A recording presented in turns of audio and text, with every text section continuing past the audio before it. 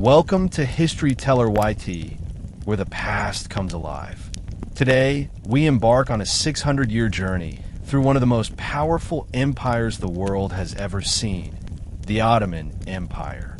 From its humble beginnings as a frontier principality under Osman, to its golden age under Suleiman the Magnificent, and finally to its long struggle with decline, this is a story of conquest, culture, faith, and resilience.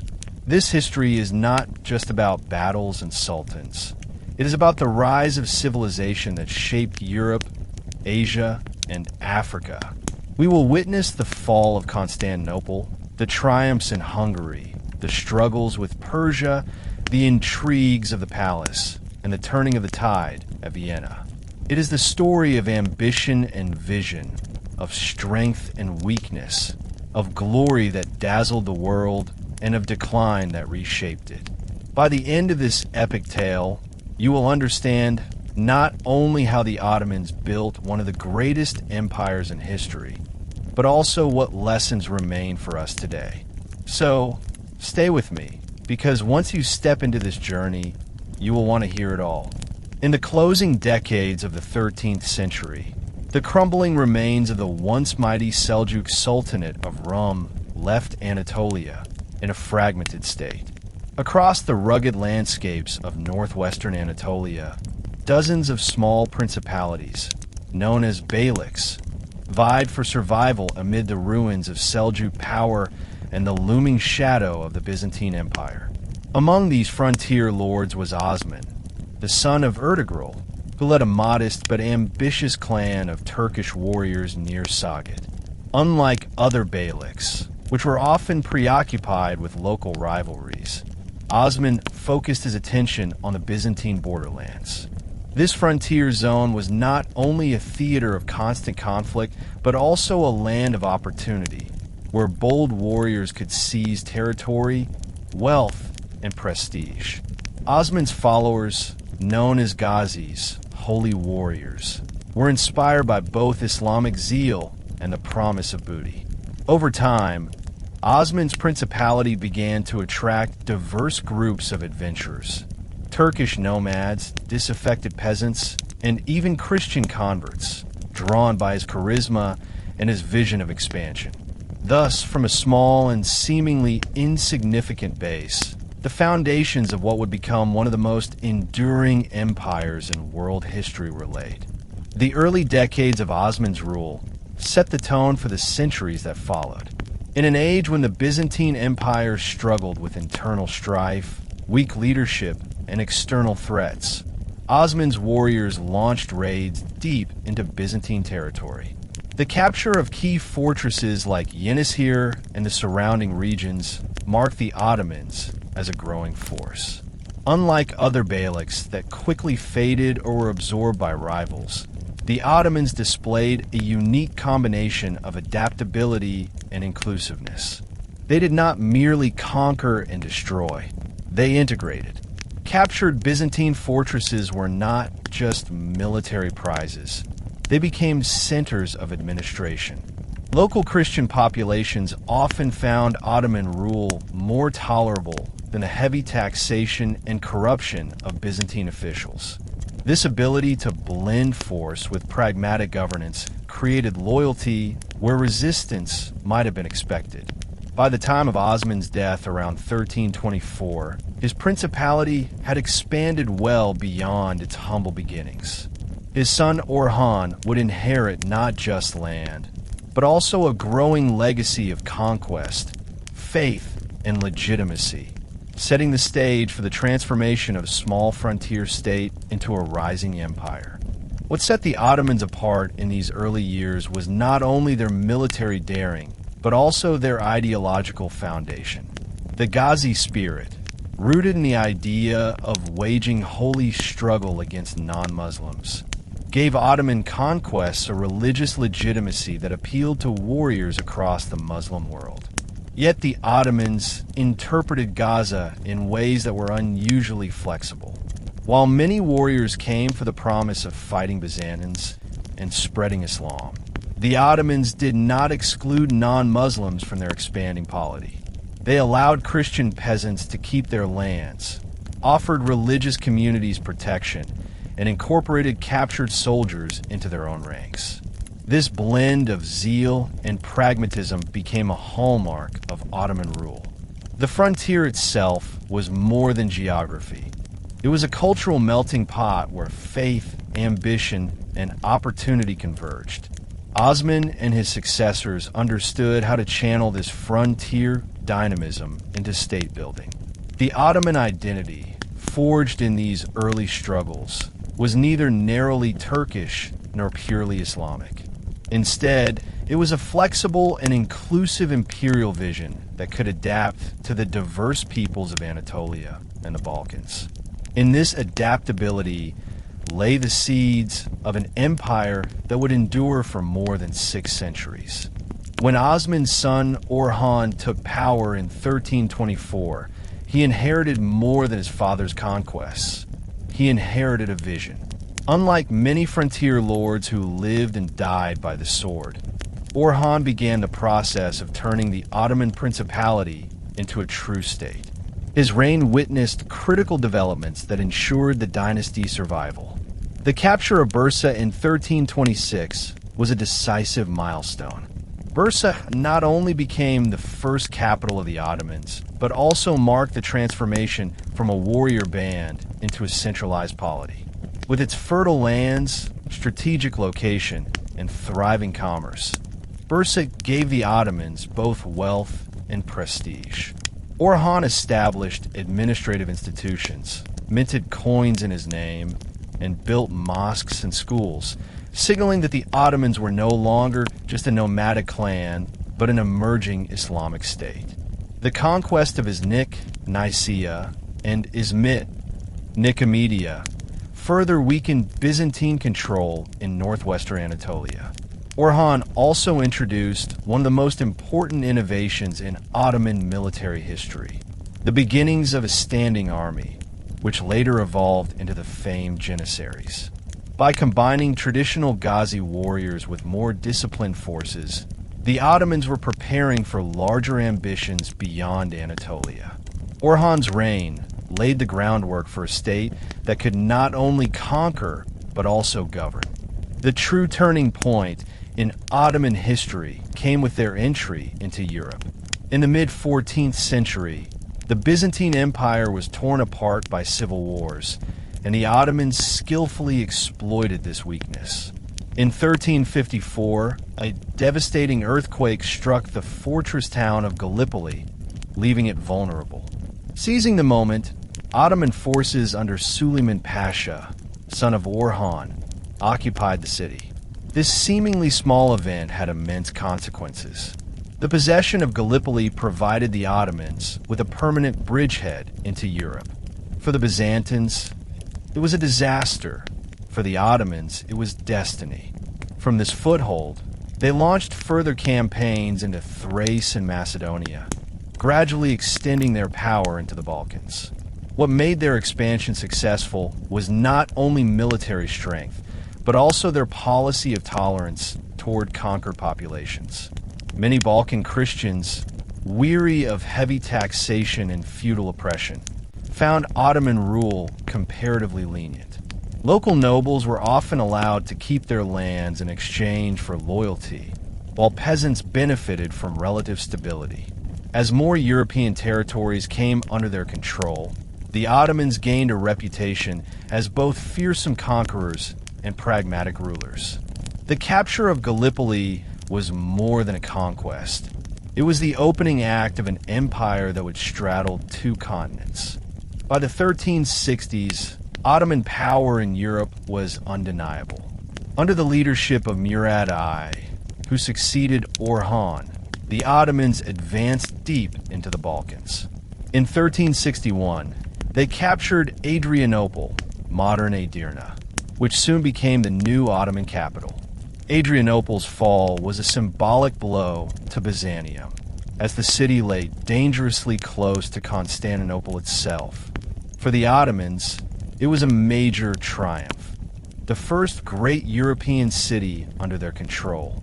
From Adrianople, Murad launched campaigns into Bulgaria, Serbia, and beyond, defeating local rulers and establishing vassal states.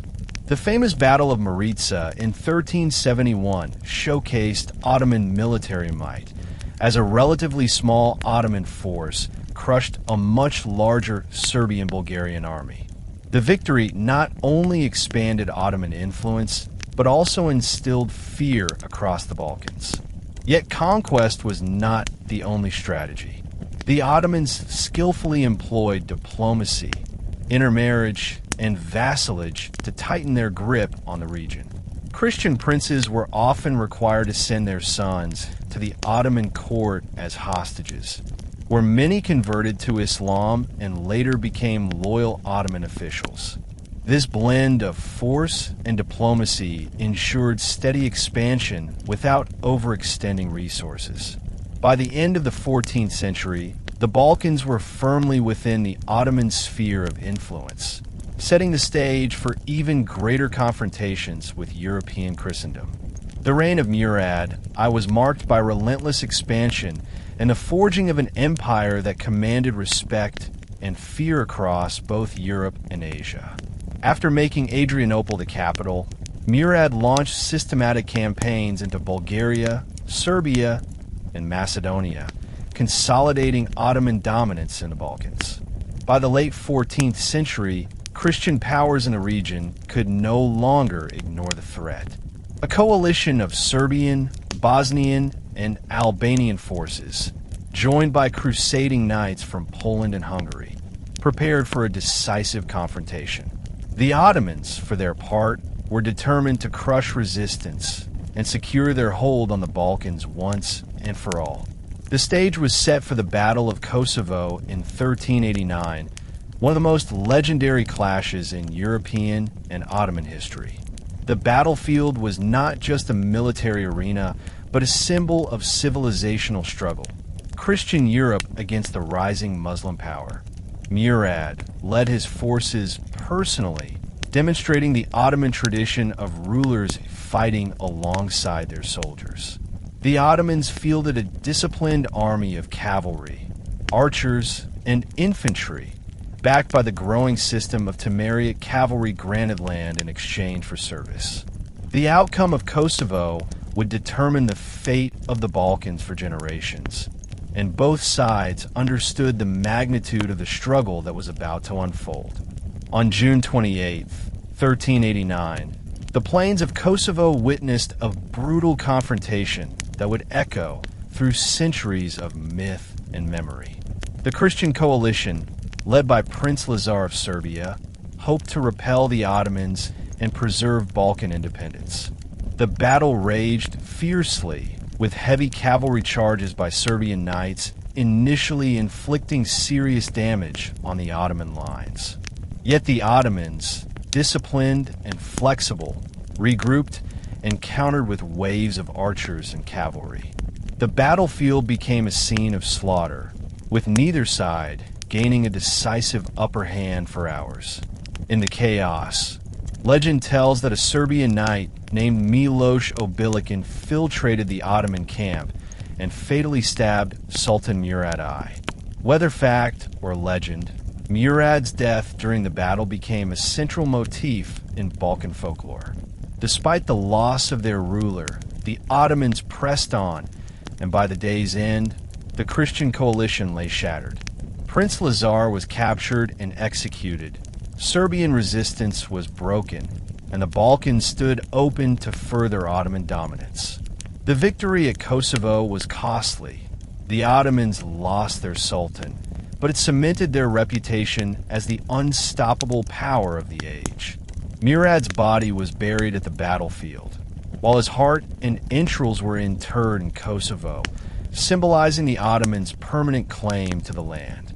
The death of Murad I on the battlefield could have plunged the Ottomans into chaos, but instead it marked the rise of one of their most dynamic rulers, Bayezid I, later known as Yildirim, the Thunderbolt. Bayezid wasted no time asserting control. With ruthless efficiency, he executed his brother to eliminate rivals and was proclaimed Sultan amidst the still smoking fields of Kosovo. His reign from 1389 to 1402 was defined by incredible speed, ambition, and ferocity. Bayezid launched swift campaigns across Anatolia, subduing rival Turkish beyliks and extending Ottoman dominance from the Balkans to the Aegean. His nickname, the Thunderbolt, reflected both his military tactics and his restless energy. Bayezid also introduced greater centralization, strengthening the Janissary core and enforcing stricter control over vassal states. Under his rule, the Ottomans tightened their grip on Bulgaria and Serbia, even forcing the Byzantine emperor in Constantinople to become a vassal and pay tribute. Bayezid's boldness stunned Europe, which now saw the Ottomans not merely as a Balkan menace, but as a continental threat.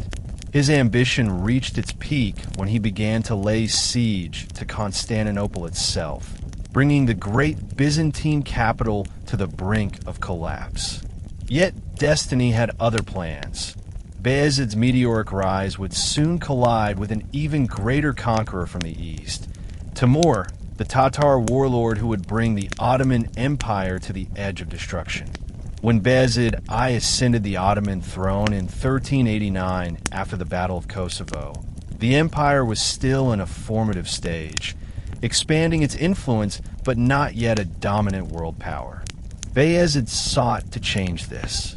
His reign was characterized by speed, aggression, and unrelenting ambition.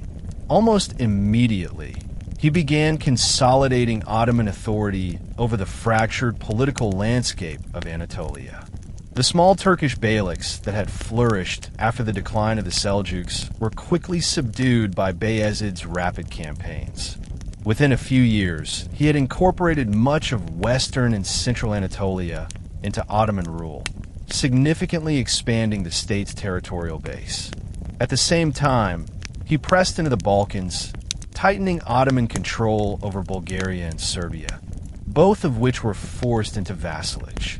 Bayezid's charisma and ferocity earned him the nickname Yildirim, or Thunderbolt, because of the swiftness with which he struck his enemies. Unlike his predecessors, who had often balanced diplomacy with warfare, Bayezid leaned heavily toward relentless expansion. His centralizing reforms made the Janissaries more powerful, and his reliance on the Devshirme system, recruiting Christian boys converted to Islam for military service, began to take more structured form. Under Bayezid, the Ottoman state transformed from a frontier principality into an aggressive imperial machine, poised to challenge both Christian Europe and the Muslim East. By the 1390s, Bayezid turned his attention to the ultimate prize, Constantinople, the legendary capital of the Byzantine Empire. The once mighty city was but a shadow of its former self, reduced to little more than the walls of Constantinople and a few surrounding territories. The Byzantine emperors, hemmed in by Ottoman conquests, paid tribute to Bayezid as vassals, yet the city itself remained unconquered. In 1394, Bayezid laid siege to Constantinople, tightening the Ottoman grip on the ancient metropolis. He constructed the fortress of Anadolu Hizari on the Asian side of the Bosporus to control the straits and choke the city's lifeline. The Byzantine emperor, desperate, appealed to Western Europe for aid, which resulted in the Crusade of Nicopolis in 1396. A coalition of Hungarian, French, German, and other European knights marched to relieve Constantinople, but Bayezid crushed them at the Battle of Nicopolis, a resounding victory that cemented his fearsome reputation. After Nicopolis, Bayezid seemed invincible, his empire stretching across Anatolia and deep into the Balkans. Constantinople remained under pressure, its citizens enduring hunger and fear, while Bayezid planned for its final capture. Yet, fate intervened. Even as Bayezid prepared to break the walls of Byzantium, a far greater storm approached from the east, a storm that would shatter his ambitions and nearly annihilate the Ottoman state itself. while Bayezid sought to cement his dominance in the west. A formidable rival emerged from the east. Timur, also known as Tamerlane, the Turco-Mongol conqueror whose empire stretched from Central Asia to Persia. Timur was as ambitious and ruthless as Bayezid, and conflict between the two titans became inevitable. Their rivalry was not merely territorial. It was a clash of egos, each viewing himself as the rightful leader of the Muslim world. In 1402, their armies met at the Battle of Ankara in central Anatolia, one of the most catastrophic defeats in Ottoman history. Bayezid commanded a large force, but Timur's army, reinforced by war elephants and hardened Central Asian cavalry, proved overwhelming. Worse still, many of Bayezid's Turkic allies defected to Timur during the battle, leaving the Ottomans vulnerable. The result was disaster. The Ottoman army was routed, and Bayezid himself was captured. Legend has it that Timur kept Bayezid in a gilded cage, humiliating the once mighty Sultan before his death in captivity a year later. The consequences of Ankara were devastating. The Ottoman Empire, which had seemed destined to conquer Constantinople, suddenly collapsed into chaos. Bayezid's sons began a fratricidal civil war known as the Ottoman Interregnum, lasting over a decade. What had been a rising empire now faced the real possibility of total disintegration. Yet, against all odds, the Ottomans would survive this crisis and emerge stronger, a testament to their resilience and adaptability. The catastrophic defeat of Sultan Bayezid I at the Battle of Ankara in 1402 sent shockwaves through the Ottoman realm. For decades, the empire had appeared unstoppable, swallowing up the Balkans, pressing into Hungary, and nearly crushing Constantinople. But in one day, all of Bayezid's conquests seemed to unravel. With Bayezid a prisoner of Timur and later dead in captivity, the empire had no clear leader. His many sons, Suleiman, Isa, Musa, and Mehmed, each laid claim to the throne, plunging the Ottomans into a brutal civil war known as the Fetret Devri, or Interregnum.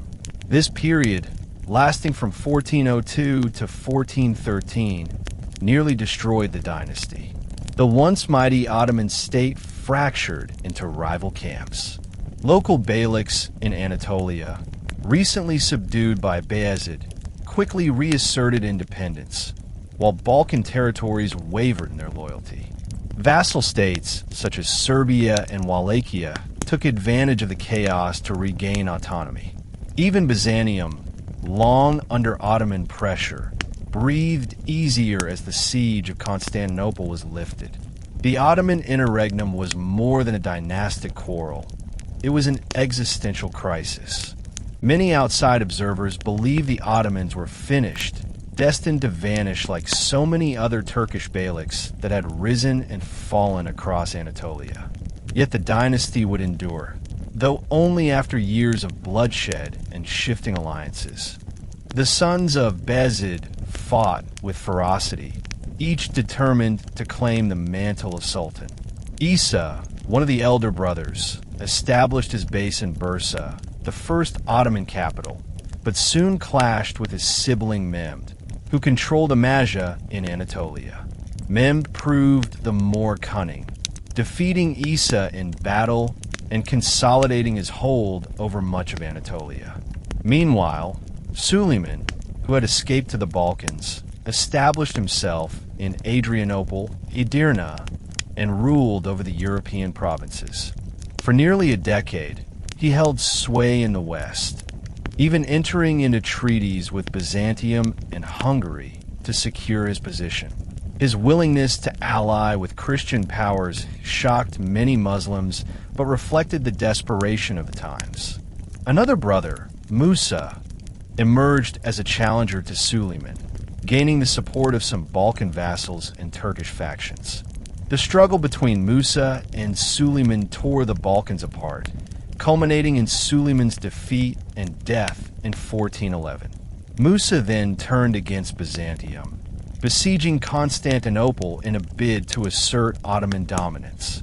However, his harsh rule alienated many, and Mehmed from Anatolia crossed into Europe to challenge him.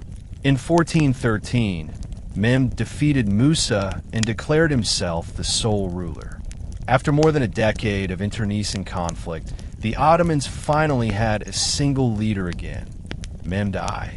Mehmed I, often called the second founder of the Ottoman Empire, inherited a battered and fractured realm. His first task was to restore unity and legitimacy to the dynasty. Through careful diplomacy and pragmatic governance, Mehmed began to knit the empire back together.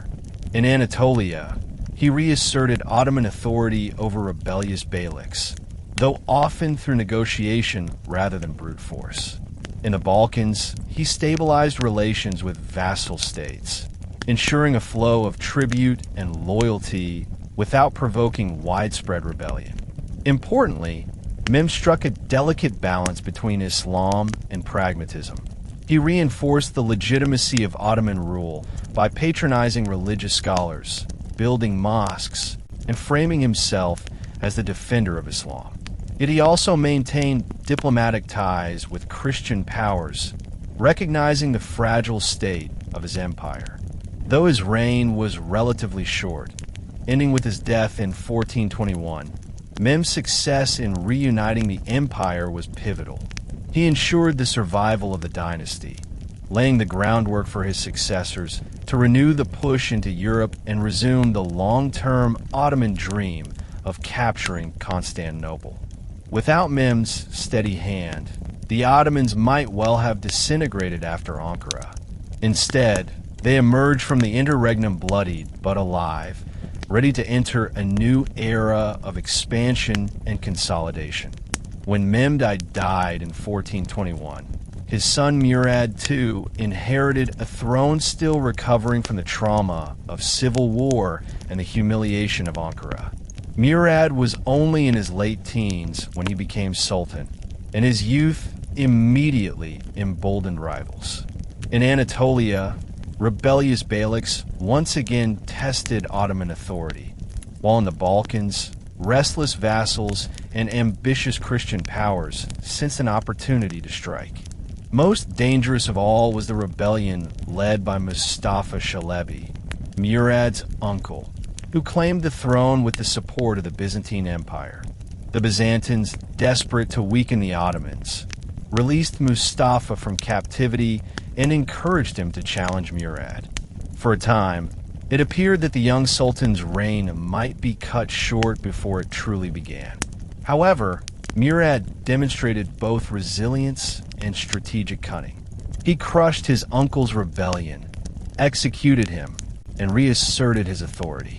This early victory was significant. It signaled that the Ottomans had fully recovered from the interregnum and that the dynasty was once again capable of decisive leadership. Murad's reign would be defined by both relentless warfare in the Balkans and Anatolia and moments of retreat and reflection, including a remarkable abdication that revealed the unique pressures of ruling a rapidly expanding empire. Murad II's reign was dominated by near-constant conflict in the Balkans, where Hungarian, Serbian, and Albanian forces sought to check Ottoman expansion. The most persistent resistance came from Hungary, which organized multiple crusading efforts to halt Murad's armies. In 1444, the Crusade of Varna brought together a coalition of Hungarians, Poles, and Wallachians, supported by the papacy and Western Europe. Initially, Murad had abdicated in favor of his young son Mehmed II, retreating into a life of seclusion. But when the crusading army advanced, he was recalled to lead the Ottoman forces. At the Battle of Varna, Murad crushed the Crusaders, killing King Ladislaw III of Poland and Hungary on the battlefield. This victory secured Ottoman dominance in the Balkans and demonstrated the futility of European crusading coalitions. Yet Murad's struggles were not only external. In Anatolia, He faced rebellions from the Karamanids, one of the most stubborn Turkish principalities. Balancing wars on multiple fronts required both patience and brutality. Murad's ability to restore order and maintain Ottoman supremacy earned him respect, though his reign was often overshadowed by the monumental achievements of his son, who would later capture Constantinople. Nevertheless, without Murad's steady hand, the empire may not have survived the constant storms of the 15th century. Perhaps the most unusual episode of Murad II's reign was his abdication in 1444. Exhausted by years of warfare and personal tragedy, most notably the death of his beloved son Alaeddin, Murad stepped aside and handed power to his 12-year-old son, Mehmed. He hoped to retire to Manisa and live a quiet life, far from the burdens of empire.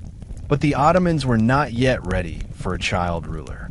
The Byzantines and Hungarians seized the moment, conspiring to crush the empire while it was seemingly vulnerable. The Varna Crusade forced Murad to return to the throne, where he decisively defeated the Crusaders. Later, in 1448, he once again triumphed over European coalitions at the Second Battle of Kosovo, further cementing Ottoman dominance. These victories ensured that when Mehmed eventually became Sultan again, he inherited a stable and militarily secure empire. Murad died in 1451, leaving behind a legacy of resilience. Though often overshadowed by his son's conquests, Murad II was the sultan who preserved the dynasty in a period of great vulnerability, defeating crusades, suppressing rebellion, and ensuring the Ottomans were positioned to achieve their ultimate destiny. His reign was not marked by grand conquests like Bayezid's, but rather by survival, consolidation, and the quiet yet vital labor of empire building. In 1451, when Murad II died, his son Mehmed II ascended the throne for the second time. Unlike his first brief reign at the age of 12, Mehmed was now 19, more mature, more determined, and burning with ambition. From his earliest years, he had been fascinated by Constantinople, the legendary city that had resisted countless sieges and stood as the heart of the Byzantine Empire for more than 1,000 years. The city's immense walls, its strategic position straddling Europe and Asia, and its role as the gateway between the Black Sea and the Mediterranean made it the ultimate prize. Mehmed was not content to merely maintain his father's legacy. He aimed to achieve what no Ottoman before him had accomplished: the conquest of Constantinople. This ambition was not merely military, it was ideological and spiritual. Islamic prophecy and Ottoman lore alike held that one day a Muslim army would capture the great city, and Mehmed intended to fulfill this destiny. To prepare, he reformed the army, expanded the Janissary Corps, and ordered the construction of Ramila Hizari, a massive fortress on the European side of the Bosporus, opposite Anatolia Hizari. Together, these fortresses gave the Ottomans control over the strait, allowing them to choke the Byzantine capital's lifelines. As he prepared his forces, Mehmed displayed the qualities of a visionary: patience, planning, and an unshakable belief in his role as conqueror. Europe, however, remained skeptical that this youthful ruler could succeed where so many others had failed. In April 1453, Mehmed II launched his assault on Constantinople with an army of approximately 80,000 to 100,000 men, including elite janissaries, cavalry, and auxiliaries. He also deployed a naval force to blockade the city from the sea. Perhaps the most innovative aspect of his campaign was the use of massive cannons, designed by the Hungarian engineer Orban, capable of hurling enormous stone balls at the city's formidable walls. For nearly 2 months, the Ottomans pounded Constantinople with artillery, while waves of soldiers tested the defenses. Inside the city, The Byzantine Emperor Constantine XI Palaiologos led a desperate defense with perhaps only 7,000 to 8,000 men, including foreign mercenaries from Genoa and Venice. Despite being hopelessly outnumbered, the defenders fought with courage, repelling assault after assault. Yet the situation grew dire as food dwindled and morale waned. Mehmed's strategic brilliance was evident when he ordered ships to be dragged overland across the Golden Horn, bypassing the Great Chain that blocked Ottoman naval access. This maneuver shocked the Byzantines and further tightened the noose. On May 29, 1453, the Ottomans launched their final massive assault. After hours of ferocious fighting, the Janissaries broke through a section of the walls, and the city fell.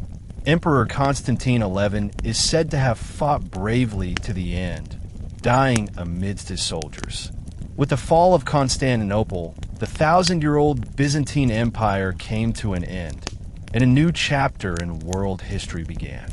The capture of Constantinople in 1453 was more than a military victory. It was a seismic shift in the balance of civilizations. Mehmed II, now forever remembered as Fatih, the Conqueror, transformed the Ottoman Empire into a true world power. Constantinople, renamed Istanbul, became the new capital of the empire, strategically located and magnificently suited to serve as the center of a vast, multi-continental dominion. Mehmed immediately set about rebuilding and repopulating the devastated city, inviting Muslims, Christians, and Jews alike to settle there.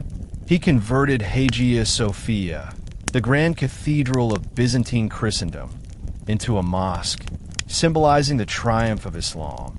But he also maintained a degree of tolerance by allowing the Greek Orthodox Patriarchate to continue functioning. This balance of triumph and pragmatism became a hallmark of Ottoman governance. The conquest also sent shockwaves across Europe. To many, it marked the end of the Middle Ages and the beginning of a new era. Trade routes shifted. European states began searching for alternatives to reach the east, and the fall of Constantinople indirectly spurred the age of exploration. For the Ottomans, the city became the jewel of their empire, a center of culture, politics, and religion for centuries to come. Mehmed the Conqueror had achieved what generations of rulers had only dreamed of, and in doing so, he secured his place as one of the greatest figures in world history. His conquest was not merely of a city, but of an age, marking the dawn of the Ottoman Empire's golden centuries. After the conquest of Constantinople in 1453, Mehmed II turned his attention to consolidating Ottoman dominance across the Balkans. The fall of the Byzantine capital had sent ripples of fear through Christian Europe, but Mehmed was far from finished. His armies pressed deeper into Serbia, Bosnia, and Albania. The Serbian despotate, long a vassal, was fully absorbed into the Ottoman realm by 1459 after the fall of Smederevo, ending Serbia's independence. Bosnia soon followed, conquered in 1463 despite papal calls for a crusade. These campaigns were not merely about territorial gain, but about securing the Danube frontier and eliminating potential threats. Yet resistance remained fierce. In Albania, Mehmed faced his most determined foe in George Castrioti, better known as Skanderbeg. For over 2 decades, Skanderbeg led a guerrilla war against the Ottomans, receiving aid from Venice and Naples. Though Mehmed personally led campaigns into Albania, Skanderbeg's resilience frustrated him, and full Ottoman control would not come until after Skanderbeg's death in 1468. These Balkan campaigns were brutal, involving mass deportations, forced conversions, and the construction of fortresses to cement Ottoman rule. Yet they were also crucial. By the late 15th century, the Ottomans had turned much of southeastern Europe into their core provinces. Mehmed's relentless push into Europe demonstrated that the conquest of Constantinople was not the end of Ottoman expansion, but only the beginning of a far more ambitious imperial vision. While the Balkans provided opportunities for expansion into Europe, Anatolia remained equally vital to Mehmed's plans. The Turkish beyliks that had re-emerged after the defeat at Ankara still posed challenges, and Mehmed sought to eliminate them once and for all. His most significant Anatolian conquest was the absorption of the Karamanid Principality, long the fiercest rival of the Ottomans. After years of conflict, Mehmed subdued Karaman by the 1470s, thereby consolidating Ottoman authority across central Anatolia. This victory was not only territorial, but also symbolic, as it established the Ottomans as the unquestioned heirs to Seljuk power in Anatolia. Mehmed also turned his gaze toward the Black Sea region, conquering the Empire of Trebizond in 1461, the last vestige of Byzantine rule. The capture of Trebizond closed a chapter on Byzantine successor states and gave the Ottomans a foothold on the Black Sea coast. His ambitions, however, extended further. He clashed with Venice in a protracted war that lasted from 1463 to 1479. Venetian control of key islands and trade routes threatened Ottoman maritime ambitions, but Mehmed's naval forces gradually improved, culminating in Ottoman victories that secured Euboea and weakened Venetian dominance. By asserting control over both land and sea, Mehmed ensured that the Ottomans were no longer confined to a land empire, but were emerging as a maritime power as well.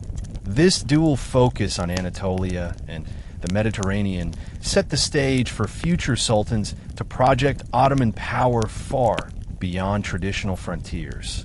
Mehmed too was not content to be remembered only as the conqueror of Constantinople. He envisioned the Ottoman state as the universal empire of both East and West. His court in Istanbul reflected this ambition. He styled himself not only as Sultan of the Muslims, but also as Caesar of the Romans, directly claiming the legacy of Byzantium.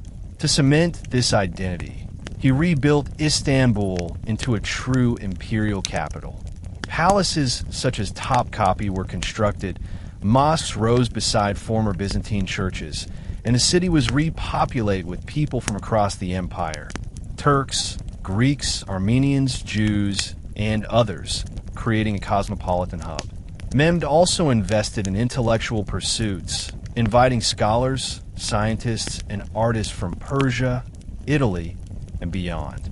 He patronized translations of classical Greek works into Arabic and Turkish, blending Islamic scholarship with Renaissance humanism.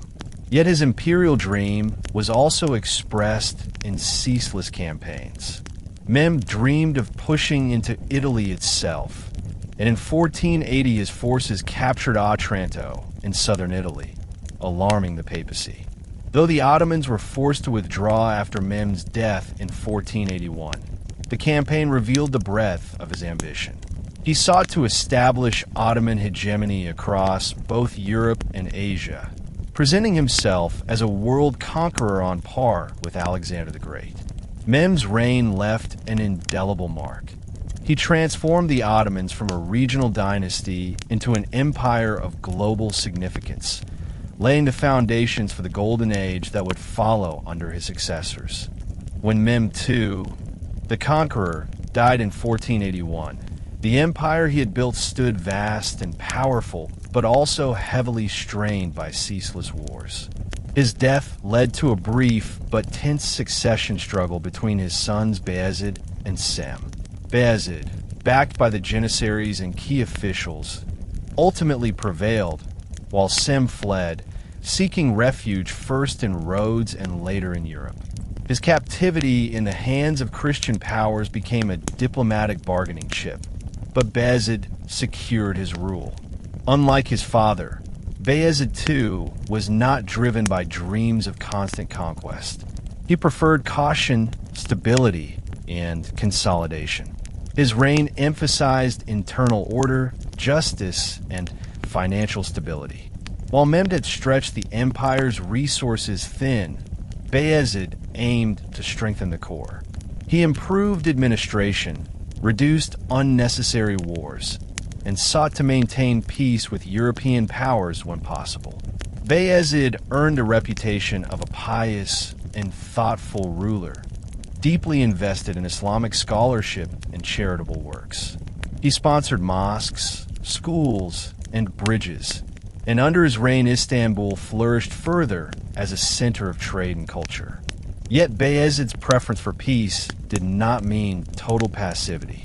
He still oversaw important military campaigns, but his reign was defined more by balance than by thunderous expansion.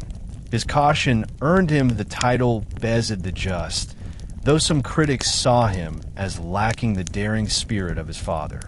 Still, his stability proved essential in preserving Ottoman power during a period of growing European hostility.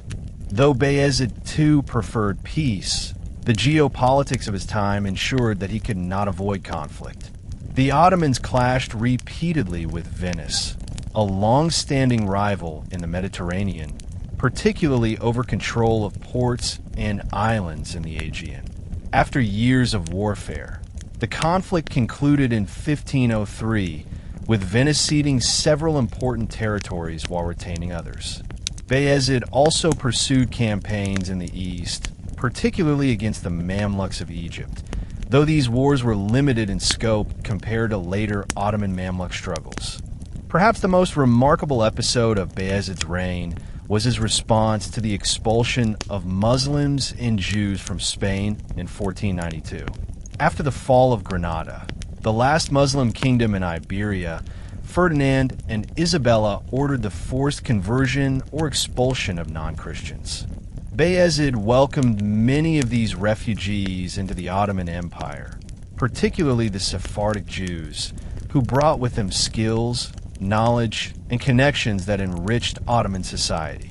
He famously mocked Ferdinand, saying that while the Spanish king impoverished his own realm by expelling skilled subjects, he had enriched the Ottomans by receiving them. The arrival of these communities strengthened Ottoman commerce, science, and culture, particularly in Istanbul and Salonika. Through such actions, Bayezid's reign reflected not only military maneuvering, but also humanitarian and pragmatic policies that reinforced the empire's reputation for relative tolerance in a world marked by religious persecution. As Bayezid aged, the issue of succession once again destabilized the empire. His sons, most prominently Selim and Ahmed, vied for the throne. Bayezid favored Ahmed, but Selim, a ruthless and ambitious prince, gathered strong support from the military, especially the Janissaries, who valued his martial spirit. A violent power struggle erupted, and in 1512, the Janissaries forced Bayezid to abdicate in favor of Selim.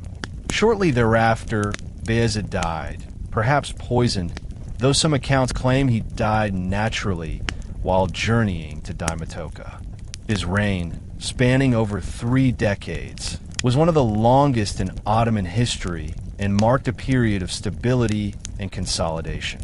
Bayezid may not have matched his father's conquests or his son's ferocity, but he preserved the empire through careful governance and ensured its institutions matured.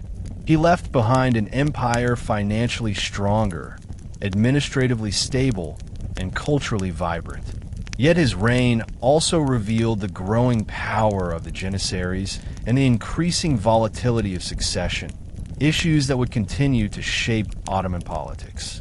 Bayezid's legacy is one of balance, a ruler who maintained the empire's power during turbulent times, avoided reckless overreach, and prepared the ground for the dramatic transformations that would follow under his son Suleiman I, who would turn the Ottomans from a regional empire into the supreme power of the Islamic world. When Bayezid II abdicated in 1512, his son Selim I, known as Yavuz or the Grim, took the throne. Selim's rise was anything but peaceful. He had fought bitterly against his brothers for succession, securing the throne through the support of the Janissaries and ruthless political maneuvering. Once in power, Selim moved swiftly to consolidate authority. He executed many of his rivals within the dynasty, including brothers and nephews, ensuring no immediate challengers remained. His grim reputation was well earned, for he was a man of uncompromising resolve, harsh discipline, and single-minded ambition. Selim was determined to transform the Ottoman state into the supreme power of the Islamic world, and his reign, though short, just 8 years, reshaped the empire in ways that would define its identity for centuries. Where his father Bayezid had pursued balance and diplomacy, Selim embraced war and expansion. His focus was not merely on securing borders, but on redefining the empire's role as the defender and leader of the Muslim world. To achieve this, Selim turned his gaze east and south, confronting both the Shura Safavid dynasty in Persia and the powerful Mamluk Sultanate of Egypt. These campaigns would not only expand Ottoman territory dramatically, but also transform the empire into the central power of Islam. Selim's first great campaign was against the Safavid Empire, ruled by Shah Ismail, who had established Shurism as the state religion of Persia. The Safavids posed both a political and ideological threat to the Ottomans. In Anatolia, many Turkish tribes sympathized with Shura Islam and looked to Ismail as a spiritual leader, challenging Selim's authority. Viewing this as both heresy and rebellion, Selim responded with brutal repression. In 1514, he marched east with a massive army and met Shah Ismail at the Battle of Calderon. The battle was a decisive Ottoman victory, thanks largely to Selim's use of firearms and artillery, which the Safavids lacked. The clash not only demonstrated the military superiority of the Ottomans, but also had deep symbolic meaning. It established Sunni Ottoman dominance over Shura Persia and checked Safavid expansion into Anatolia. Though Selim did not fully conquer Persia, the victory secured eastern Anatolia and northern Mesopotamia for the Ottomans. The battle also revealed Selim's ruthlessness, as he persecuted Shura communities within his realm, ensuring their loyalty to the state or their elimination. Calderon marked the beginning of a long rivalry between the Ottomans and Safavids that would last for centuries. For Selim, it was the first step in his larger mission, to destroy rivals and make the Ottomans the unrivaled defenders of Sunni Islam.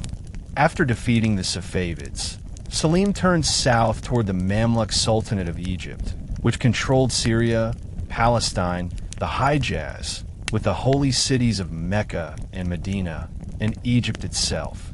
The Mamluks had long been respected in the Islamic world as defenders of Islam against the Mongols and Crusaders, but by the 16th century, they had grown weak and corrupt. Selim's campaign against them was swift and devastating. In 1516, at the Battle of Marj Dabik near Aleppo, the Ottoman army crushed the Mamluks, capturing Syria. The following year, at the Battle of Radania near Cairo, Selim completed the conquest of Egypt. With these victories, the Ottomans annexed vast and vital territories: Syria, Palestine, Egypt, and most importantly, the Hijaz, home to Mecca and Medina. The symbolic impact was enormous. The Sharif of Mecca recognized Selim as the new protector of the holy cities, and the Caliphate, long a largely ceremonial title held by the Abbasids under Mamluk protection, was transferred to the Ottomans. Selim thus became not only a sultan, but also the caliph, leader of the Islamic world. This transformation was historic. The Ottoman Empire was no longer just a regional power in Anatolia and the Balkans. It had become the central Islamic empire, ruling over the heartlands of Islam and controlling the pilgrimage routes to Mecca. Selim returned to Istanbul with immense prestige, though he ruled only a few more years before his death in 1520. His short reign left a monumental legacy, redefining the Ottoman state as both a political and spiritual empire, poised to enter its golden age under his son, Suleiman the Magnificent. When Selim I died in 1520, the empire he left to his only surviving son, Suleiman, was already vast, stretching from Hungary to the Arabian Peninsula and from the Black Sea to North Africa. Yet under Suleiman, who would be remembered as King Uni, the lawgiver, in the Muslim world and magnificent in Europe, the Ottomans would reach the pinnacle of their power, wealth, and prestige. Suleiman was only 26 when he took the throne, but he was well prepared for rule. Educated in Islamic law, literature, and military strategy, he embodied both the warrior and the scholar. His early years were marked by bold campaigns that expanded the empire's frontiers further than ever before. In 1521, he captured Belgrade, striking at the heart of Central Europe. The following year, in 1522, he laid siege to Rhodes, headquarters of the Knights Hospitaller, a bastion of Christian power in the eastern Mediterranean. After a brutal 6-month siege, Rhodes fell, and the Ottomans gained control over a vital maritime position. These victories established Suleiman's reputation as both a formidable general and a ruler destined for greatness. Yet beyond conquest, Suleiman sought to create an empire defined by order, law, and justice, embodying his role as Padishah-i-Rum, the emperor of both East and West. His reign promised not only expansion, but also refinement, a combination that made him one of the most admired monarchs of his time. Suleiman's most famous campaigns were in Europe, where he confronted the powerful Habsburg dynasty. In 1526, he led his army into Hungary and met the forces of King Louis II at the Battle of Mohacs. The battle was a stunning Ottoman victory. In less than 2 hours, the Hungarian army was annihilated, and King Louis himself drowned while fleeing the battlefield. The Kingdom of Hungary collapsed, opening Central Europe to Ottoman influence. Following this triumph, Suleiman marched toward Vienna, the very heart of the Habsburg domains. In 1529, he besieged the city, sending shockwaves through Europe. Although the siege ultimately failed due to weather, logistical problems, and strong resistance, it marked the high-water mark of Ottoman expansion into Europe. The psychological impact was immense. Christian Europe now lived in the shadow of Ottoman power. Throughout the 16th century, the Danube frontier became a constant battleground between the Ottomans and the Habsburgs, with Hungary effectively partitioned. Suleiman's wars against Europe were not only military in nature, but also ideological, framed as the continuation of the Ghazi tradition, the holy struggle against Christendom. Yet he was also pragmatic, often negotiating truces when expedient. These campaigns elevated the Ottomans to the status of a superpower feared and respected across the continent, and cemented Suleiman's legacy as one of the greatest conquerors of his age. Suleiman's reach extended beyond Europe. In the Mediterranean, he allied with the legendary corsair Admiral Barbarossa Nureddin Pasha, who brought Ottoman naval power to dominance. In 1538, at the Battle of Preveza, Barbarossa crushed a Christian fleet, securing Ottoman supremacy in the eastern Mediterranean. Ottoman ships threatened Italian coasts and even reached as far as Spain. In the Middle East, Suleiman continued his father's rivalry with the Safavids, campaigning deep into Persia and annexing Mesopotamia, including Baghdad, in 1534. This victory gave the Ottomans control of the Tigris-Euphrates heartland and secured the pilgrimage routes to Mecca and Medina. At the same time, Suleiman reinforced his legitimacy as caliph and protector of Islam, ruling over lands that encompassed the holy cities, Jerusalem, and much of the Arab world. Yet Suleiman was not only a conqueror. His epithet Kanuni, the lawgiver, reflects his enormous contribution to governance. He codified Ottoman law, harmonizing Islamic Sharia with imperial decrees, ensuring consistency and fairness across his vast empire. He patronized architecture, commissioning the great works of Mimar Sinan, including the magnificent Suleiman I Mosque in Istanbul. Under his reign, arts, poetry, and scholarship flourished, creating a golden age of Ottoman culture. When he died in 1566, after nearly half a century on the throne, the empire stood as the preeminent power of the world. His reign represented the zenith of Ottoman glory, a blend of conquest, culture, and law that would define the empire for generations. When Suleiman the Magnificent died in 1566, the Ottoman Empire was at the peak of its territorial expanse and cultural prestige. Yet his death also marked the beginning of subtle but significant changes in the empire's trajectory.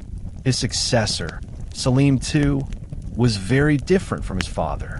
While Suleiman was known for his energy, discipline, and vision, Selim gained a reputation for indulgence and a lack of interest in military campaigns. Nicknamed Selim the Sot by his detractors due to his fondness for wine, he was the first Ottoman sultan who delegated most affairs of state to his grand viziers rather than leading the empire personally. This shift in leadership style had long-lasting consequences. Though the empire remained powerful, the central authority of the sultan weakened, and the influence of bureaucrats, military officials, and even the imperial harem began to grow. The era after Suleiman is often seen by historians as the beginning of the so-called Sultanate of women, when influential women of the court, particularly the mothers of sultans, the Valide sultans, began to exercise real political power. Under Selim II, the empire still commanded vast resources, but cracks in the structure began to appear. These were not immediately catastrophic, but foreshadowed the challenges of governance and succession that would shape the Ottomans in the following centuries. The death of a titan like Suleiman inevitably made the difference between rulers more stark, and Selim's reign symbolized the start of a different Ottoman world. Selim II's reign, though often criticized, revealed the changing dynamics of the empire in the late 16th century. The Ottomans remained a superpower, controlling vast territories across 3 continents. Yet their enemies were growing stronger and more coordinated. In Europe, the Habsburgs continued to resist Ottoman advances in Hungary, while in the Mediterranean, naval powers like Spain and Venice refused to concede dominance. In the East, the Safavid Empire remained a rival, though conflicts were intermittent during Selim's time. Domestically, the growing influence of the Grand Viziers, particularly the Köprülü family in later decades, and the imperial harem signaled a transformation in Ottoman politics. Selim himself avoided direct involvement in military campaigns, preferring the comforts of the palace in Istanbul, but his reign did secure Cyprus and maintain the empire's core territories. His death in 1574 left the empire to his son, Murad III, amid a world that was changing rapidly.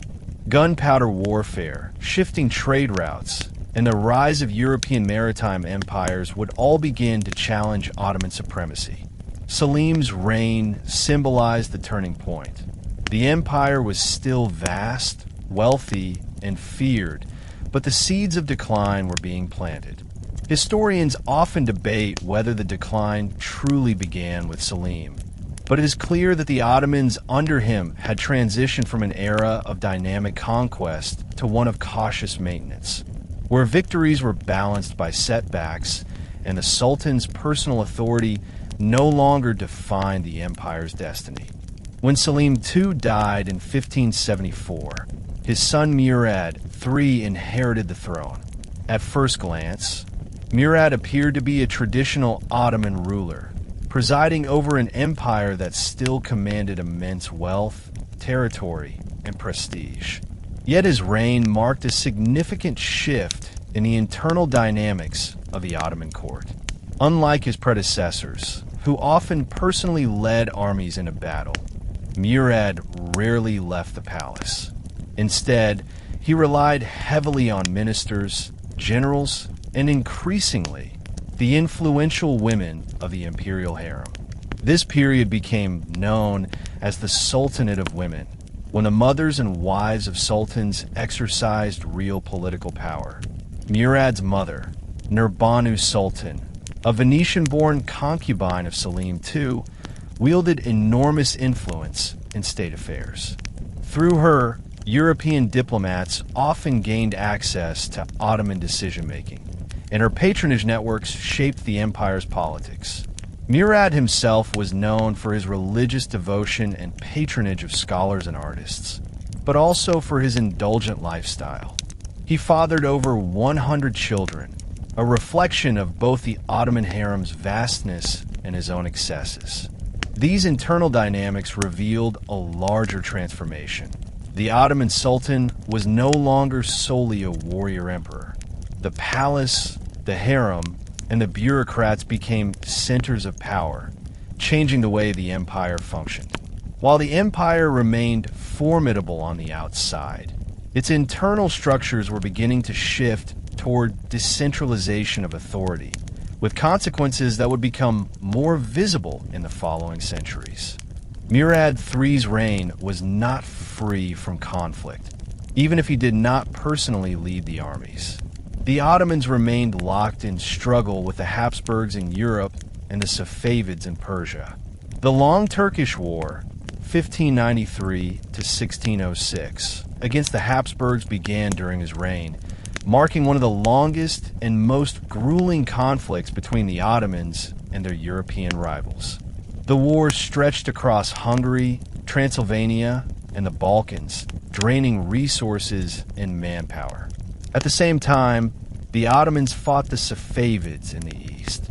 The Ottoman-Safavid War, 1578 to 1590, ended in Ottoman victory, with the empire annexing much of Azerbaijan and parts of Georgia. However, the constant pressure of fighting on multiple fronts revealed strains within the empire. Logistics became a nightmare. Soldiers grew restless, and rebellions simmered in distant provinces. Moreover, the empire was beginning to face an economic challenge brought by the so-called price revolution. The influx of silver from the New World into Europe devalued currency across the Mediterranean, leading to inflation and financial instability within the Ottoman economy. Soldiers and officials, often paid in devalued coinage, became dissatisfied, sparking unrest. While the empire remained territorially vast and militarily strong, these economic and social pressures began to erode the stability carefully maintained in earlier centuries. Murad's inability to personally command armies or directly control affairs left much of the burden to his viziers, who often pursued their own agendas. This era demonstrated that even at its territorial height, the empire was not immune to the challenges of global change and internal discontent. Despite the empire's political and military strains, Murad III's reign witnessed a flourishing of Ottoman culture. Istanbul continued to grow as one of the largest and most cosmopolitan cities in the world. Murad patronized architecture, commissioning mosques, schools, and public works, while also supporting poets, calligraphers, and scholars. His reign coincided with the work of Mimar Sinan, the great imperial architect who completed masterpieces such as the Selimite Mosque in Edirne, considered one of the finest achievements of Ottoman and Islamic architecture.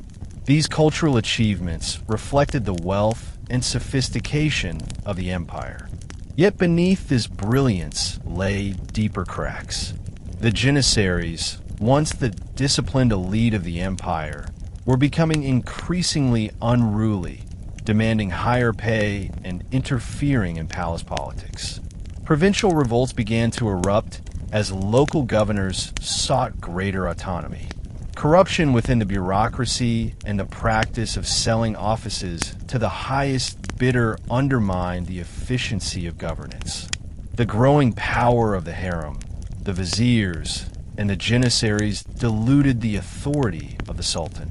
Murad himself, plagued by ill health in his later years, withdrew even further into the palace, leaving affairs to be managed by his powerful mother and advisors. When he died in 1595, the empire remained one of the greatest powers in the world, but the combination of economic strain, military overreach, and internal factionalism foreshadowed the gradual decline that lay ahead. Murad III's reign was thus both a period of cultural magnificence and the planting of seeds that would trouble the empire in the century to come. When Murad III died in 1595, his son Mehmed III ascended the throne.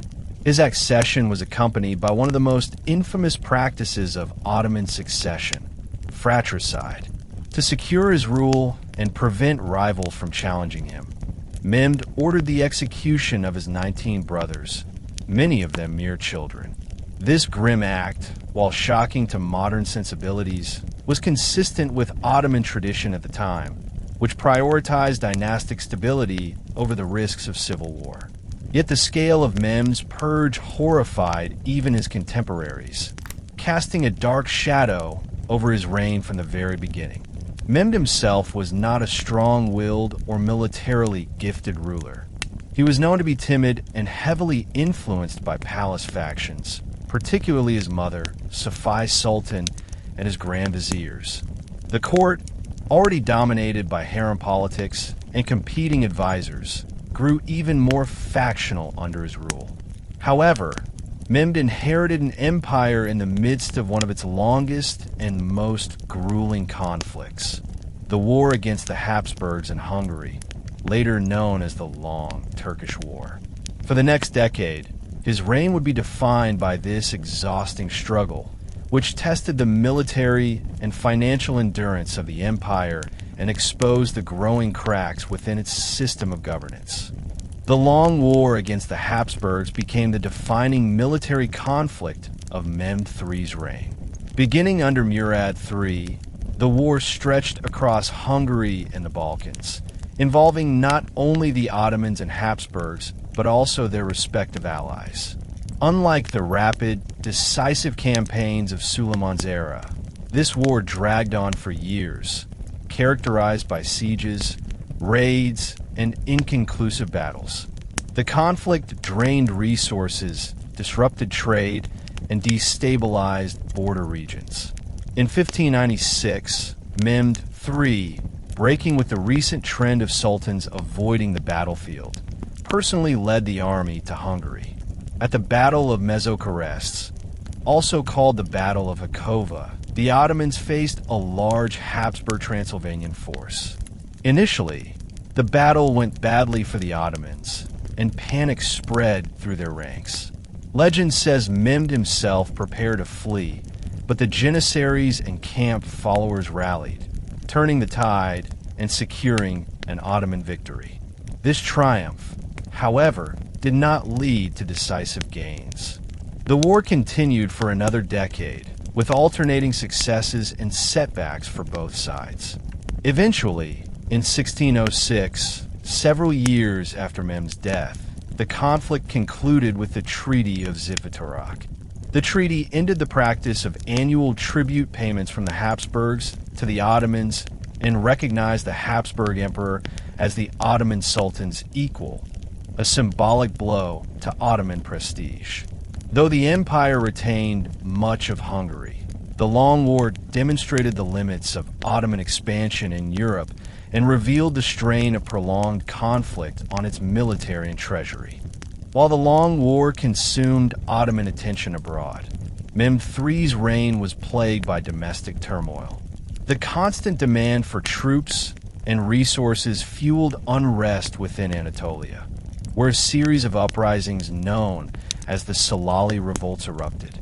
These revolts, led by disaffected provincial notables, mercenaries, and peasants crushed by taxation and inflation, exposed the weakening grip of central authority. The economic crisis triggered by the global influx of silver continued to devalue Ottoman currency, leaving soldiers and officials unpaid or underpaid, further fueling rebellion. At court, the influence of Safavi Sultan, Mehmed's mother, grew to unprecedented levels. She became a dominant figure in imperial politics, directing foreign diplomacy and internal appointments. While her leadership kept the empire functional, it also highlighted the Sultan's weakness and the increasingly decisive role of the imperial harem in state affairs. Mehmed himself retreated into seclusion, earning a reputation for passivity. He died in 1603, leaving the throne to his son Ahmed I. Mehmed's reign is often remembered as a period of exhaustion, an empire still vast and formidable, but one struggling to maintain the aggressive dynamism of its earlier centuries. The long war had drained the empire's resources. The Salali revolts weakened Anatolian stability, and the balance of power in Europe shifted subtly away from Ottoman dominance. Mehmed III's legacy was thus one of survival rather than triumph, as the Ottomans endured immense challenges but began to show unmistakable signs of systemic strain. When Mehmed III died in 1603, his son Ahmed I ascended the throne at only 13 years old, one of the youngest sultans in Ottoman history. His youth immediately raised questions about the stability of the empire, particularly given the immense strains of war, rebellion, and economic turmoil inherited from his father's reign. Ahmed broke with the grim Ottoman tradition of fratricide. Instead of executing his brothers, he allowed his younger sibling Mustafa to live. This decision, revolutionary for its time, reflected a gradual change in Ottoman succession practices. No longer would every prince face death upon his brother's accession. Instead, the principle of survival and rotation among brothers began to take root, though it also introduced instability since rival claimants could remain alive. Ahmed's early reign was overshadowed by ongoing wars with the Habsburgs and the Safavids, as well as internal rebellions in Anatolia. Despite his inexperience, he relied heavily on his viziers and advisors, slowly maturing into a ruler determined to restore the empire's stability. He also sought to present himself as a devout and pious sultan, projecting moral authority to compensate for his lack of battlefield experience. His reign would be remembered less for conquests than for reforms, cultural achievements, and a monumental architectural project that immortalized his name: the construction of the Blue Mosque in Istanbul. Ahmed I inherited the exhausting long war with the Habsburgs, but by 1606, the conflict concluded with the Treaty of Zivitarak. This treaty marked a significant moment in Ottoman-European relations. Unlike previous agreements where the Habsburgs had paid tribute to the sultans, this treaty recognized the Habsburg emperor as an equal to the Ottoman sultan, symbolizing a decline in Ottoman prestige. However, it also brought a much-needed peace to a war-weary empire. In the east, the Ottomans clashed with the Safavids once again, beginning in 1603 and lasting until 1618, though much of this conflict extended beyond Ahmed's lifetime. The war saw territorial losses and gains, but it drained resources and underscored the difficulty of fighting on two fronts. Internally, the Salali revolts continued to ravage Anatolia, fueled by economic dislocation, inflation, and resentment toward corrupt officials.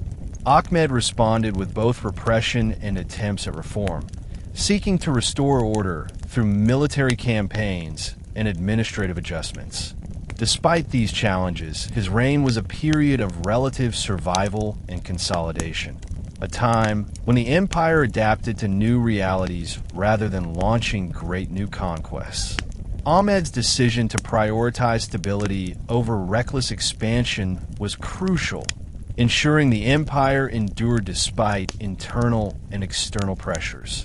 His reign highlighted the gradual transition of the Ottomans from an empire of conquest to one of management and preservation. Perhaps Ahmed I's greatest and most enduring achievement was cultural rather than military. The construction of the Sultan Ahmed Mosque, known worldwide as the Blue Mosque, built between 1609 and 1616 opposite Hagia Sophia. This magnificent mosque symbolized the Sultan's piety, his desire to glorify Islam, and his effort to leave a lasting mark on the empire's capital. Designed by architect Sedefkar Mehmed Aga, a student of the great Mimar Sinan, the mosque combined classical Ottoman design with Byzantine influences, featuring 6 towering minarets and an interior adorned with over 20,000 blue Iznik tiles that gave it its famous name. The mosque was not merely a place of worship, but a statement of imperial grandeur, projecting the continuing vitality of the Ottomans despite their political and military struggles. Ahmed's patronage of architecture, literature, and religious scholarship reflected his piety and his vision of an empire rooted in moral and spiritual strength. Yet his reign was short-lived. He died of typhus in 1617 at the age of only 27. With no mature heirs, the throne passed to his surviving brother, Mustafa I, illustrating the new system of rotation among male members of the dynasty. Ahmed I's legacy lies in his role as a transitional figure, a young ruler who halted the bloodshed of fratricide, sought peace amidst endless wars, and left behind one of the greatest architectural treasures of the Islamic world. His reign symbolized both the vulnerabilities and the enduring resilience of the Ottoman state in the early 17th century. After the death of Ahmed I in 1617, the Ottoman throne passed not to his son, but to his surviving brother, Mustafa I. This marked a turning point in Ottoman succession traditions. The brutal practice of fratricide had been set aside, replaced by the principle that the throne would pass to the oldest living male of the dynasty. While this spared princes from certain death, it also introduced instability, as inexperienced or unfit rulers could suddenly become sultan. Mustafa I exemplified this problem. Known for mental instability and erratic behavior, he struggled to govern effectively. Twice he was placed on the throne, 1617 to 1618, and again 1622 to 1623, and twice he was deposed by palace factions and the Janissaries. His reigns revealed the growing power of court politics, where viziers, harem leaders, and the Janissaries manipulated succession and policy. The constant shifting of rulers created instability at the very top of the empire, undermining confidence and weakening authority. Though Mustafa's reigns were brief, they symbolized the broader crisis facing the Ottomans in the early 17th century: succession uncertainty, factional conflict, and the rise of military influence in politics. The empire that had once been driven by dynamic warrior sultans was now increasingly shaped by competing interests within the palace and barracks. This instability, however, also paved the way for new experiments in leadership, as seen in the short but dramatic reign of Osman II. In 1618, after the deposition of Mustafa I, Ahmed I's young son Osman II ascended the throne. Osman was intelligent, ambitious, and determined to restore the dignity of the Sultanate. Unlike many of his immediate predecessors, he personally involved himself in state affairs and dreamed of revitalizing the empire through reform. Osman launched a campaign against Poland in 1621, culminating in the Battle of Kotin. Though the campaign ended inconclusively, Osman returned frustrated by the performance of the Janissaries, whom he saw as corrupt, undisciplined, and resistant to modernization. His solution was bold and dangerous. He planned to curb their power by creating a new, loyal army recruited from Anatolia, bypassing the Janissaries entirely. When news of this plan spread, the Janissaries revolted in 1622. In a shocking act that revealed the extent of their power, they stormed the palace, captured Osman, and executed him, the first Ottoman Sultan to be killed by his own soldiers. Osman II's tragic fate underscored a new reality. The Janissaries, once the disciplined backbone of Ottoman military success, had become a political force capable of making and unmaking sultans. His death sent shockwaves through the empire, shaking the image of the sultan as untouchable and divine. Osman II is remembered as a reformer ahead of his time, a young ruler who sought to break free from the stranglehold of conservative forces, but paid with his life. His failure highlighted the growing tension between the need for reform and the entrenched interests of Ottoman institutions. After Osman's murder and another brief restoration of Mustafa I, the throne eventually passed in 1623 to Murad IV, who would reign until 1640. Murad came to power as a child, leaving real authority in the hands of his mother Kösem Sultan, one of the most powerful women in Ottoman history. During his minority, the empire was plagued by chaos. The Safavids seized Baghdad and eastern Anatolia. The Salali revolts flared again in the provinces, and the Janissaries remained unruly in Istanbul. When Murad reached adulthood, however, he asserted his authority with brutal determination. Known for his iron will and cruelty, Murad restored discipline through sheer force. He banned alcohol, tobacco, and coffee, substances he associated with disorder, and enforced these bans with terrifying severity, personally patrolling the streets of Istanbul in disguise to catch violators. He executed corrupt officials, silenced dissent, and reasserted the absolute power of the Sultan. Militarily, his greatest achievement was the reconquest of Baghdad in 1638 after a successful campaign against the Safavids. The Treaty of Zuhab that followed established lasting Ottoman-Safavid borders, roughly corresponding to modern-day Iraq-Iran lines, and brought a measure of stability to the east. Murad IV's reign restored central authority, but at a terrible cost of fear and repression. He died young, at 27, from complications of alcoholism, ironically violating his own strict bans. Murad IV is remembered as both a tyrant and a restorer of order, a ruler whose harsh methods briefly revived Ottoman authority, but also reflected the deep fractures of a state struggling to balance tradition, reform, and survival. After the death of Murad IV in 1640, the Ottoman throne passed to his mentally unstable brother, Ibrahim I. This ushered in one of the most dramatic and influential periods in Ottoman history, known as the Sultanate of Women. Central to this era was Kösem Sultan, the mother of Murad IV and Ibrahim I, who became the most powerful woman ever to shape Ottoman politics. Born Anastasia, a Greek girl captured and brought into the harem, she rose to prominence as the favored consort of Ahmed I, and later as Valide Sultan, Queen Mother. With Murad IV, she had already exerted considerable influence, but under Ibrahim, whose erratic behavior earned him the title Ibrahim the Mad, her authority was unrivaled. Ibrahim's reign, 1640 to 1648, was marked by extravagance, paranoia, and instability. He lavished wealth on favorites, indulged in excesses, and alienated both the military and the court. Kösem, however, acted as the de facto ruler, navigating the treacherous waters of court politics. managing the empire's finances and attempting to restrain her son's worst impulses. Yet even her immense influence could not prevent the empire from drifting into crisis.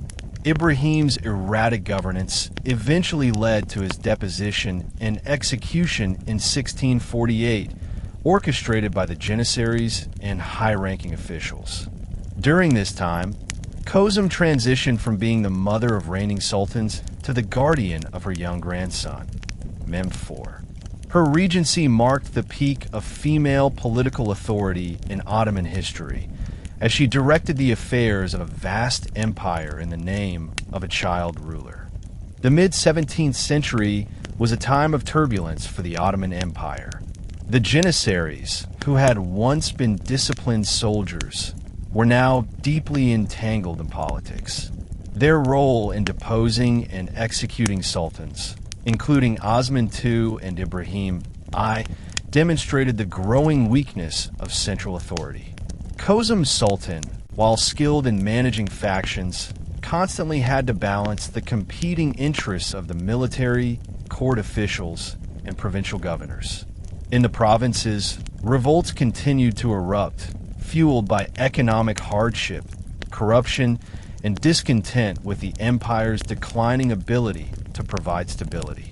The Salali uprisings in Anatolia persisted, challenging the government's ability to collect taxes and maintain order.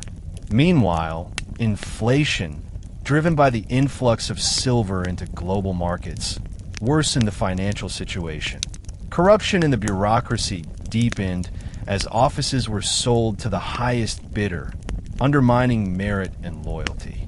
The combination of military interference, provincial unrest, and financial strain painted a picture of an empire still powerful, but increasingly unstable. Despite these challenges, the Ottomans remained formidable on the international stage. Their wars with Venice over Crete and their ongoing rivalry with European powers demonstrated that the empire could still project strength. Yet internally, the political system was shifting. The influence of the harem, viziers, and military overshadowed the Sultan's personal authority. Kösem's Sultan navigated this storm with remarkable skill, but her very dominance also underscored how far the Ottoman state had moved from the days of Suleiman, when the Sultan himself embodied absolute authority. Kösem Sultan's extraordinary career ended in tragedy. By the late 1640s, she had become regent for her grandson, Mehmed IV, who had ascended the throne at the age of 6. As Valide Sultan once again, she wielded immense power, directing imperial policy and controlling court appointments. However, her dominance bred resentment, particularly from Turhan Sultan, Mehmed IV's mother, who feared that Kösem intended to depose her grandson and replace him with another prince. The rivalry between Kösem and Turhan escalated into deadly intrigue. In 1651, Kösem was assassinated in the palace, strangled by agents loyal to Turhan Sultan. Her death marked the end of the most powerful female reign in Ottoman history. The empire she left behind was still vast, but its internal weaknesses were glaring: rebellious janissaries, corrupt officials, and economic decline. Yet the Ottomans proved resilient. Mehmed IV, though too young to rule personally, would eventually preside over a revival under the leadership of competent viziers, particularly the Köprülü family, who restored discipline and vigor to the empire in the later 17th century. Kösem's life epitomized both the possibilities and dangers of palace politics. As a foreign-born woman who rose to become the effective ruler of one of the world's greatest empires, she demonstrated the extraordinary influence of the Ottoman harem. At the same time, her assassination highlighted the instability and factionalism that plagued the state during this era. The Sultanate of Women, with its intrigues and power struggles, symbolized a changing empire, one where authority was fragmented, yet survival and adaptation remained possible. By the mid-17th century, the Ottoman Empire was in dire need of strong leadership. The reign of Mehmed IV, who had come to the throne as a child, was dominated by the power struggles of palace factions, the Janissaries, and the harem. Yet in 1656, a turning point arrived with the appointment of Köprülü Mehmed Pasha as Grand Vizier. This marked the beginning of what historians call the Köprülü era, a period in which the Vizierate, rather than the Sultan, provided firm leadership and restored discipline to the empire. Köprülü Mehmed Pasha was granted extraordinary powers by Turhan Sultan, the mother of Mehmed IV, who sought stability after years of chaos. Köprülü demanded and received near total authority, with the assurance that he would not be undermined by court intrigues. His tenure was characterized by ruthless but effective reforms. Corrupt officials were purged, rebellious Janissaries executed, and provincial unrest crushed. While his methods were severe, they brought a measure of order to a state that had seemed on the brink of collapse. The Köprülü family would dominate Ottoman politics for decades, providing a succession of competent viziers who revitalized military campaigns and reasserted central authority. This era demonstrated the empire's resilience. Even when the Sultan himself was weak or disengaged, capable leadership from the viziers could temporarily restore Ottoman power and prestige.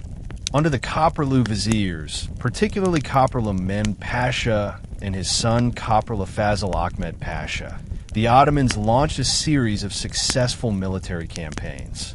In the Mediterranean, they regained momentum against Venice in the long war over Crete. This conflict, which had dragged on since 1645, centered on control of the island, and particularly the fortress of Candia, modern Heraklion. After a protracted siege lasting more than 2 decades, the Ottomans finally captured Candia in 1669, securing Crete and asserting naval dominance once more. In Europe, the Ottomans renewed their expansionist energy. Under Fazıl Ahmed Pasha, the empire waged war against Austria and Poland, capturing important fortresses and extending its influence in Hungary. Victories such as the capture of Wevar, 1663, reinvigorated the Ottoman military reputation, and peace treaties with European powers brought favorable terms. The Köprülüs also reasserted authority in the Balkans, putting down rebellions and ensuring the loyalty of vassal states. In the east, campaigns against the Safavids secured temporary advantages, though the borderlands remained contested. The military revival of this era suggested that the empire had not yet entered irreversible decline. With strong viziers at the helm, the Ottomans could still project formidable power across 3 continents. Yet this resurgence masked deeper structural weaknesses: reliance on extraordinary leaders to enforce order, persistent corruption beneath the surface, and growing challenges from increasingly centralized and wealthy European states. The Köprülü era was, in many ways, a final flowering of Ottoman strength before the long slide of the 18th century. Köprülü Mehmed Pasha and his successors imposed discipline, restored military vigor, and revived the empire's reputation abroad. Their reforms demonstrated the flexibility of the Ottoman system. When the Sultan was weak, power could be delegated to strong viziers who acted as quasi-dictators, ensuring the survival of the state. However, the very need for such extraordinary measures revealed the fragility of the empire's institutions. The reliance on the personal authority of one family highlighted the erosion of the traditional balance between the Sultan, viziers, and military. Moreover, while the Köprülüs achieved impressive victories, they could not halt long-term trends. Economic challenges from shifting trade routes, inflation caused by New World silver, and the increasing technological and organizational superiority of European states. Internally, the Janissaries remained a volatile force, loyal only when paid and often involved in palace politics. The provincial revolts, though temporarily suppressed, never fully disappeared. Still, the Köprülü era left a lasting mark. It proved that decisive leadership could breathe new life into the empire, delaying decline and securing important territorial and military gains. By the late 17th century, however, the Ottomans would face one of their greatest challenges yet: the confrontation with Europe at the gates of Vienna, where the limits of Ottoman revival would be starkly exposed. By the late 17th century, the Ottoman Empire remained powerful, but its ambitions were colliding with an increasingly organized and determined Europe. After decades of warfare with Austria and Venice, the Ottomans sought once again to expand into Central Europe. Mehmed IV, though not personally commanding his armies like earlier sultans, relied on his viziers and generals to lead campaigns. The most ambitious of these was Grand Vizier Kara Mustafa Pasha, who envisioned capturing Vienna, the heart of Habsburg power, and transforming the Danube frontier into a permanent Ottoman domain. The Ottomans had already demonstrated their strength in Hungary, capturing fortresses and advancing steadily. In 1682, when tensions escalated between the Habsburgs and Hungary's Protestant nobility, Kara Mustafa seized the opportunity to march west. In the summer of 1683, an enormous Ottoman army, estimated at over 100,000 strong, laid siege to Vienna, defended by a much smaller garrison under Count Ernst Rudiger von Starhemberg. For the Ottomans, the capture of Vienna would have been a triumph equal to the conquest of Constantinople, symbolizing dominance over both East and West. The stakes were immense: control of Central Europe, the prestige of the empire, and the continuation of Ottoman expansion. Yet the Ottomans underestimated the determination of the Habsburgs and their allies, and their siege set the stage for one of the most decisive confrontations in world history. The Siege of Vienna began in July 1683, with Ottoman forces encircling the city and bombarding its defenses. The defenders, though heavily outnumbered, resisted with extraordinary determination, relying on the strength of Vienna's fortifications. Kara Mustafa Pasha ordered repeated assaults, tunneling under the walls and launching attacks, but the city held firm. As weeks turned into months, food and supplies within Vienna dwindled, yet morale endured, bolstered by the hope of relief from Allied forces. That relief came in September 1683, when a coalition army assembled by the Holy League marched to Vienna's aid.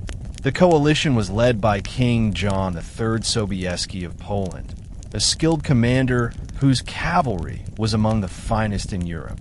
On September 12th, the decisive battle unfolded on the hills outside the city. The Allied forces, numbering around 70,000, launched a massive assault on the Ottoman lines.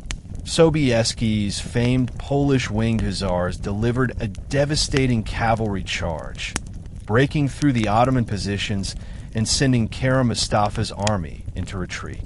The siege collapsed in disaster, and the Ottomans fled, abandoning their camps and supplies. The defeat at Vienna was catastrophic not only militarily, but also symbolically. It ended the centuries-long Ottoman advance into Europe and marked the beginning of a defensive struggle for survival. For the first time since the rise of Osman, the empire was decisively checked by a united Christian Europe. The failure of the Siege of Vienna in 1683 had profound consequences. Kara Mustafa Pasha, blamed for the disaster, was executed by Ottoman order, but the damage to the empire's prestige was irreparable. The defeat galvanized European powers into a coalition known as the Holy League, consisting of Austria, Poland, Venice, and later Russia. What followed was the Great Turkish War, 1683 to 1699, a series of conflicts that saw the Ottomans steadily pushed back on multiple fronts.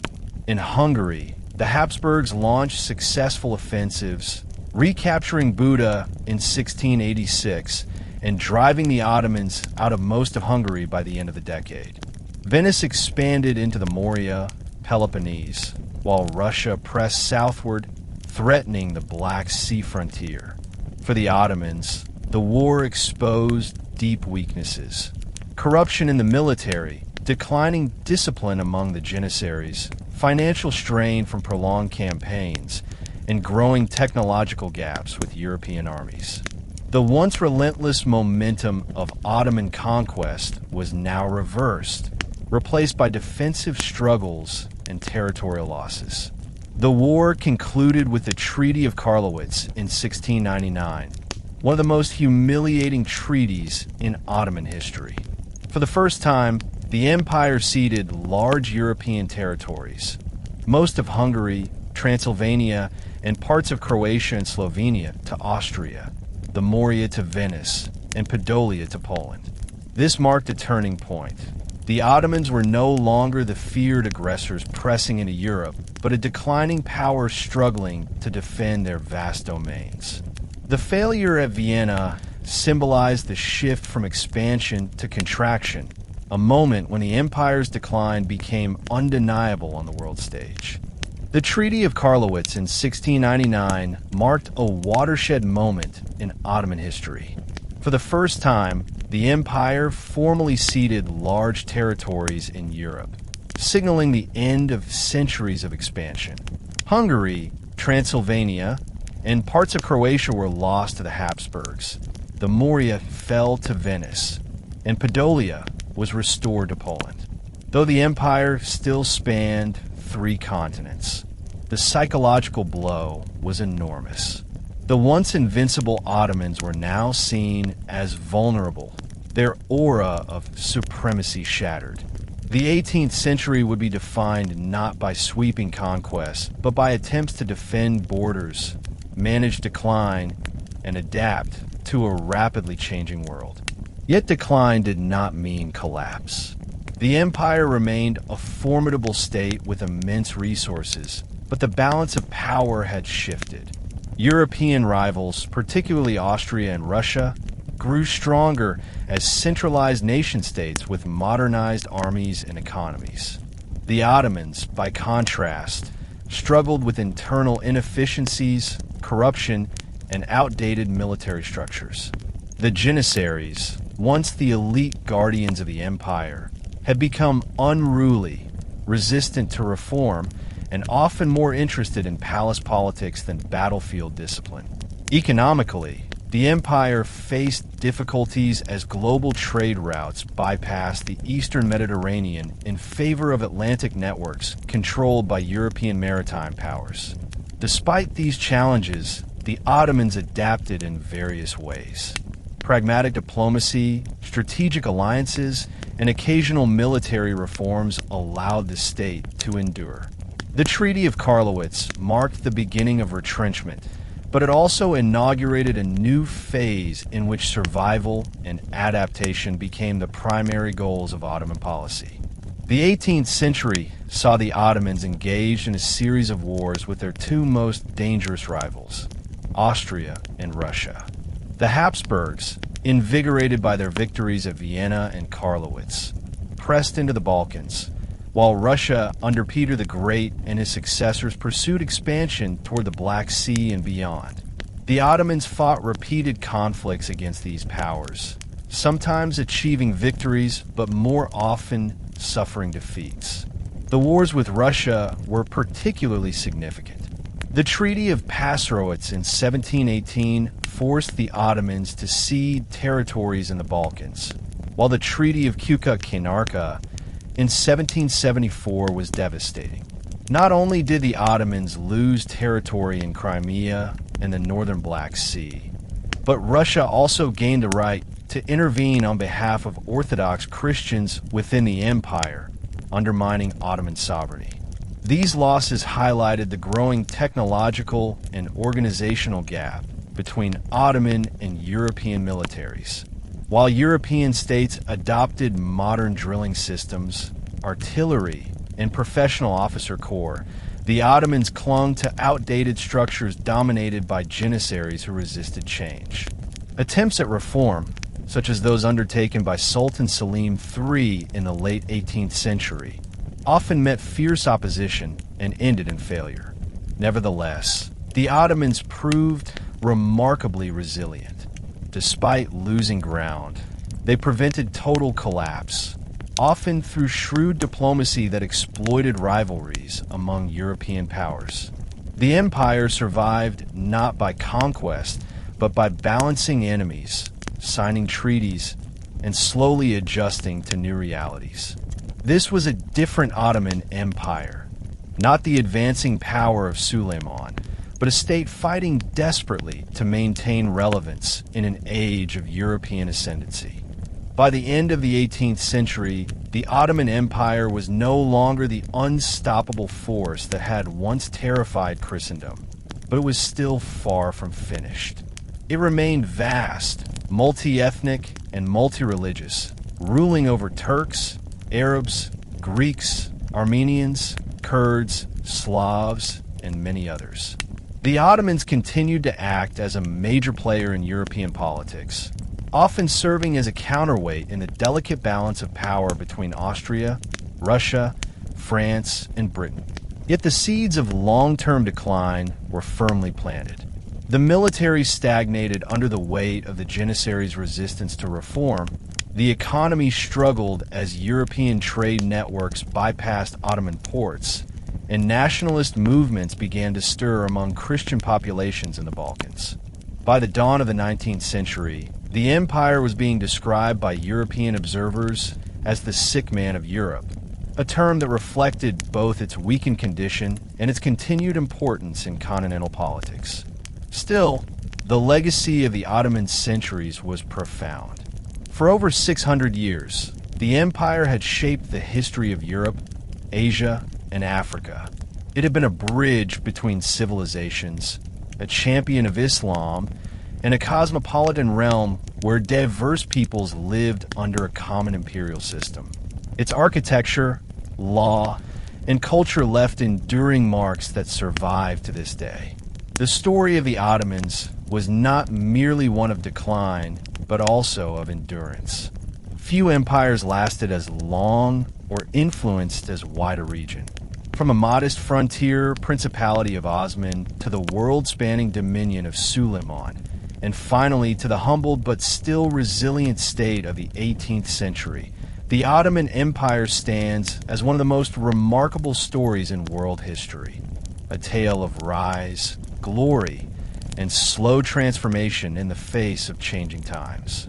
And that brings us to the end of our journey through the rise and decline of the Ottoman Empire. Today, we traveled from the small principality of Osman to the world-spanning power of Suleiman, and finally to the struggles of the 18th century, when the Ottomans became known as the sick man of Europe. Along the way, we saw the glory of Constantinople's conquest, the splendor of the Blue Mosque, the power of the janissaries, the brilliance of Köprülü reforms, and the turning point at the gates of Vienna. The moral of this story is clear. No empire, however mighty, is eternal. Strength lies not only in conquest, but in reform, unity, and the ability to adapt to changing times. The Ottomans rose through vision, faith, and discipline, but decline came through complacency, corruption, and resistance to change. These lessons are as relevant today as they were centuries ago. Thank you for joining me on History Teller YT. If you enjoyed this story, subscribe and return, because many more journeys into the world's greatest histories await you here. Until next time, remember, history is not just about the past. It is about understanding ourselves. See you soon.